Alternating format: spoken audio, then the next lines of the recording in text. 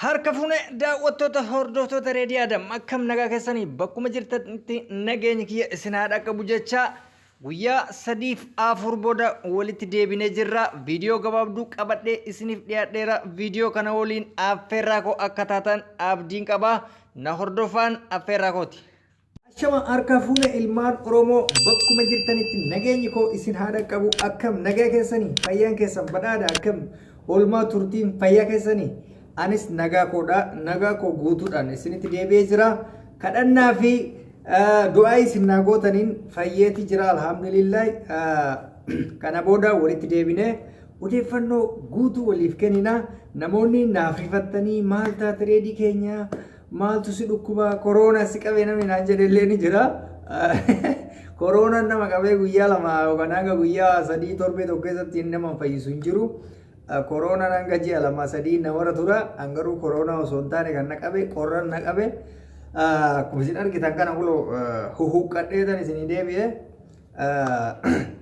dhibeen kun beeytanii gannama qabata lafatti gassi qaba beeyte yeroo dhibamtu beeyte waa hedduu yaadda tokkoffaa maal yaadda wayi osoo akka gizee duraanii san nagaa qabaadhee jette akka waan yeroo sanitti fayyitu akka gizee duraanii san oduu ka'ee oluttaalee taphadhee fiigee hiriyoota kiyya wajjin bashannanee jette si yaachisa. Inni biraan mootu waa hedduu nama yaachisa jechuudha. Waan duutu asitti fakkaata, waan hedduu nama fakkaata. Hundumaa dandamannee nagayaan isinitti deebineetti jirra. Namoonni hedduun mootu na dhukkubuu koo namoonni hin beekne namoonni hedduu odeeffannoo nuu kennitanii rakkoo akkanaatu nu mudate jettanii garuu isiniif gabaasuu hin dandeenye. Sababni isinii gabaasuu hin dandeenyeef haalli ani keessa ture gaarii hin turre. Ol jedhee yookaan ol ka'ee haasa'ee akkatti viidiyoodhaan yookaan sagalee isinii dabarsuun xiqqoo ni ulfaata. Namni tokko mataan yoo dhukkube dhibee isaa saniif jecha waan tokko gochuutti ulfaata. Anis kanumaaf jedhee odeeffannoo isin na biraan geettan hundaa hanga rakkinaan boottu keessattuu rakkinoonni amma adeemsifamaa jiru hedduu cimaadha. Biyyoota Arabaa keessatti jechuudha. Karaan durallee hin banama isiniin jedhee tures.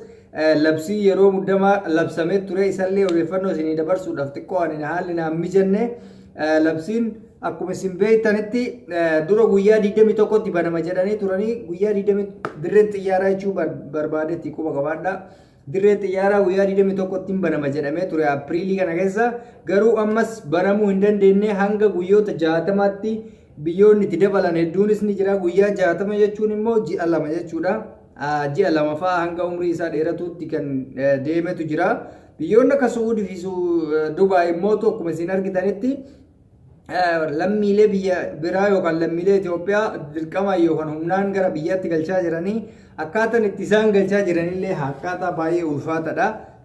Baay'ee ulfaataadha. Meeshaa kaargoodhaan dirree xiyyaaraatti galchanii kaargoo jechuun immoo xiyyaara meeshaa fe'u jechuudha. Xiyyaara nagaa akka duraanis yaabbattan sana osoo hin ta'in xiyyaara meeshaatiin biyyatti galchaa jiranii jechuudha.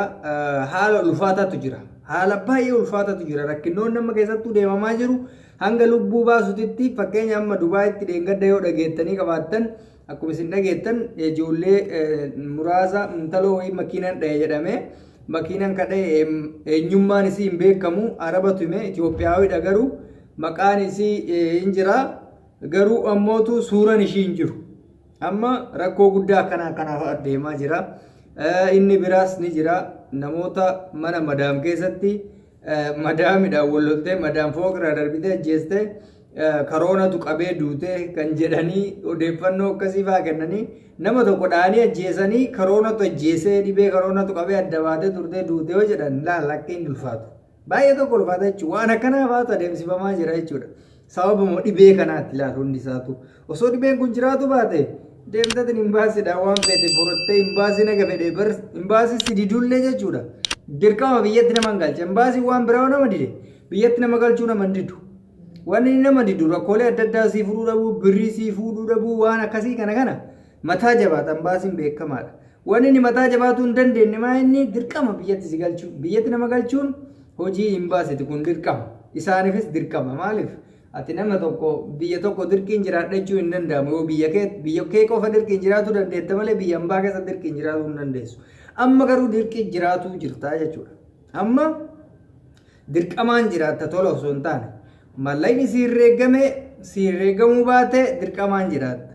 Amma wanni guddaan isinirraa eegamu maalinni wanti guddaan eegamu yoo jiraate obsa dhabamaa jira. Amma ijoolleen keenya muddamtanii bisootii biraa keessa galtanii arabaa walloltan arabni isaa kanatti gubatteeti jirti aara isinitti baati lubbuu kee baastee karoona qabe yoo jette wanti gootu jira gumaa kees maatii sirraa nyaatu hin jiru.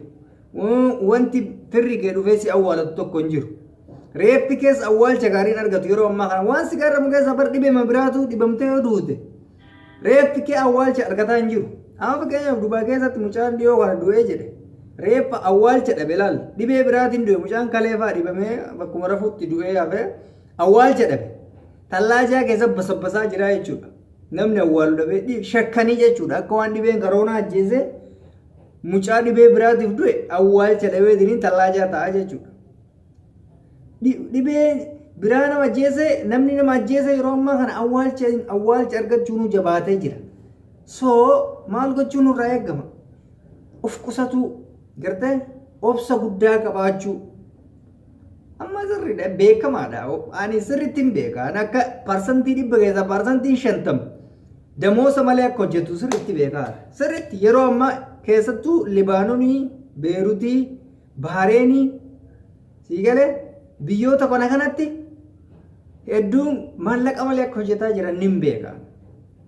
Biyya akka xiqqoo Suudiitii fi Dubaay kana wayya. Maaliif wayya? Ni badda. Mana sanirraa fa'aa baduu hin dandeetta. Nama haala mijeeffattee achitti hin dandeessu.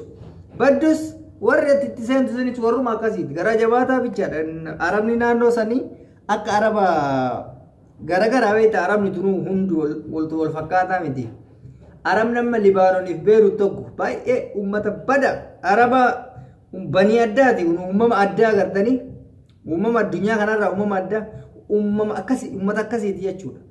Uummata silaa yoo barbaade mallaqa nama mallaqa isaa duraan ol kaate jalaa fuudhantu jira gaafa koroonaan bade sii kennina jedhaniini mallaqa inni duraan boorsatti walitti qabate doolaara 1,700 moo maal qabadhe jetti takkooyi.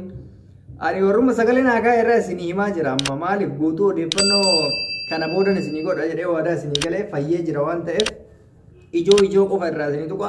Doolaara 1,700 isiin walitti echi kakkaayattee jettee gaafa dhibeen kun bade sii kennina jedhaniini birriisa mallaqa sanuu jalaa fudhatan. Hangana dheebotaadha. Araba jechuun hangana dhoobatan agarte dheebuu guddaa keessa jiran. Amma soomni kun fa'aa seenee dalagaan akkatti mataa fuuraa isin xabgodha. Gisee soomni musliimaa warra amantii musliimaa soomni waan seeneef arabni xaaxaa qabdi gisee sooma keessa. Maaliif xaaxaa qabdi? Nyaata garana dhiyeessitaa garana jettaa galgala fa'aa matatti dhukkuba. Halkan rafuun hin jiru guyyaa mana nazzaftaa halkan immoo rafuun hin jiru. Nyaata adda addaa qopheessanii madaam jala distii dhiqaa ooltaa sahaanii itti nyaataa oolan san zubaalaa san guutuu wali qabaa ooltaa. Ni ulfaata jechuun obsa barbaachisa laalamma yeroo akkanaa kana obsa guddaa of keessa kaa'uu barbaachisa. Ji'a 3 ji'a 2 kana obsuu qabdan. Amma fakkeenyaaf ji'a tokko fixanii dararaan kun isinirra ga'uu eegale. Ammas ji'a 2tu isin hafe. Rabbi mootu ji'a kana muraasa kanatti akka balleessu abdii go. Rabbuma itti kadhannaa kadhaa isaa jabeessuu qabna. Maaliif dhibichis deemaa hin jiru jarris isin dhiisaa hin jirtu isinis bu'aa dafqa keessanii argachaa hin jirtanii. Bu'aan dafqa keessanii kan isin argattan sunuu isin madaalaa hin jiru warri argattu iyyuu hin madaalu. Maaliif dur barattoonni madrasaa isinirraa deemti isaan hojii isinirraa oolanii hojiin isinitti hin heddummaatu. Mallayni isin amma argataa jirtan mallaqa duraanitti hin qixxeemu. Hojiin isin hojjettan garuu hojii duraanitti hin qixxeemiti. Daa'imman mana keessa ooltu waa balleessaa oolti. Isaan mana keessa oolan waa balleessaa oolanii ati harkaan dalagaa oolta harki kee boqonnaan argattu jechuudha. So wannummaan ati argattu sunuu baalaansii miti hin madaalu. Wanna ati hojjettuuf wanna ati argattu waliin madaalu mataa fi miila jechuudha. Warra argatu iyyuu kaan warra dhabee qurxiidhaan kasaare dhiisi.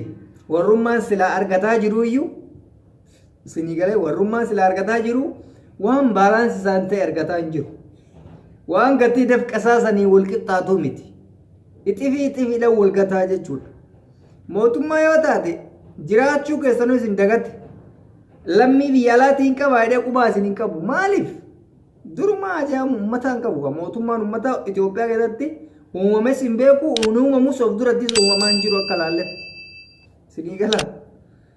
carraan uummanni keenya qabu obsa waan hunda keessatti obsa qabsoo keessatti obsa hojii keessatti obsa biyya ormaatti obsa kanaa fi kana qofa carraan jiru yeroo ammaa kanatti keessattuu yeroo ammaa kanatti kun wal gorfachuudha waan ta'eef filis afaan arabaa buutanii lubbuu teessanii dhabina immootu aara addaa keessa fedhii addaa keessa seentanii lubbuu keessanii sin balleessina lubbuu keessaniif gatii kenna namni akkatti nafu guyyaa tokkoon jijjiirama lubbuu teessaniif gatii kennuun isin barbaachisaadha kuni gorsa obbolummaati nama kamiitifuu keessattuu guzee ramadaanni seene obsa guddaa isin barbaachisa hojiin ni heddummaata baay'ee obsa guddaa isin barbaachisa dhugaa rabbiititti kanaaf obsa isin yaa kennu dhaamsa kooti har'aaf oduu bal'oo isiniif qabadhee hin dhufne hanganuma fayyuu koo isinitti himuudhaaf hin dhufe waan hordoftaniif galatooma isin jaaladha isin kabaja namoonni chaanaalii kiyya kanaaf haariyaa taatan sabskraayib gochuun raaffatina